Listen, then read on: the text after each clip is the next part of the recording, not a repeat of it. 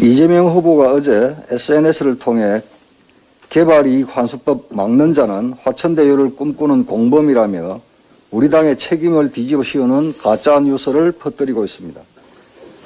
다시 한번 강조하지만 우리 당은 개발이익 환수 관련 법안들을 반대하지 않습니다. 지난 18일 이재명 방지법을 포함한 개발이익 환수 관련 법안을 일괄 상정하자는 우리 당의 제안을 반대한 자는 정작 민주당이었습니다.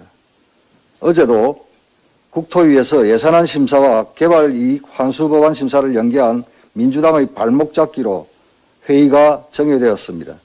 이러한 파행에 대한 전적인 책임은 대장동 게이트를 물타기 하려는 이재명 후보와 민주당의 후안무치한 행태에 있습니다.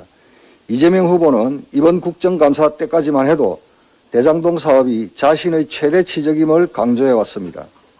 그런데 대장동 게이트와 관련한 국민의 의심이 짙어지자 이제야 개발이익 환수를 강조하는 등 대장동 의혹을 안면 몰수하려고 안간히 멀어서고 있습니다. 이재명 후보는 개발이익 환수를 제도화하는 것이야말로 화천대유 문제로 국민께 허탈한 마음을 안겨드린 데 대해 진심으로 반성하는 방법이라고 했습니다. 그런데 반성의 순서가 틀렸습니다. 대장동 입막음용 개발이익 환수 법안을 처리하기에 앞서 이 법안들을 나오게 된 근본 원인인 대장동 게이트의 진실부터 낱낱이 규명되어야 합니다. 그리고 이러한 진실은 오직 특검만이 밝힐 수 있음이 더욱 자명해졌습니다.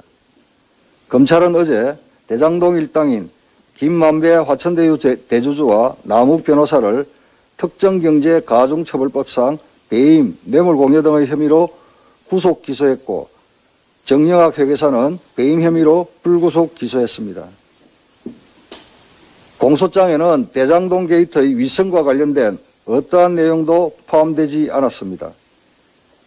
저희들이 예상했던 대로 위성은 털끝 하나 건드리지 않고 꼬리 자르기 선에서 사실상 수사가 마무리된 것입니다. 검찰은 수사팀 출범 이후 2달에 가까운 기간 동안 국민께 보여드린 것은 부실, 늑장 수사, 권력 눈치 보기가 전부였습니다. 검찰은 이번 기소가 중간 수사 성격이라고 하지만 수사가 더 진행되더라도 윗선 수사는커녕 땅에 떨어진 국민의 신뢰조차 회복하지 못할 것입니다. 이재명 후보는 이미 2차례 특검 수용 의사를 밝혔습니다. 이재명 후보와 민주당은 진정 대장동 게이트를 반성한다면 입으로만 특검 수용을 외칠 것이 아니라 특검법을 논의하는 행동으로 보여주길 바랍니다.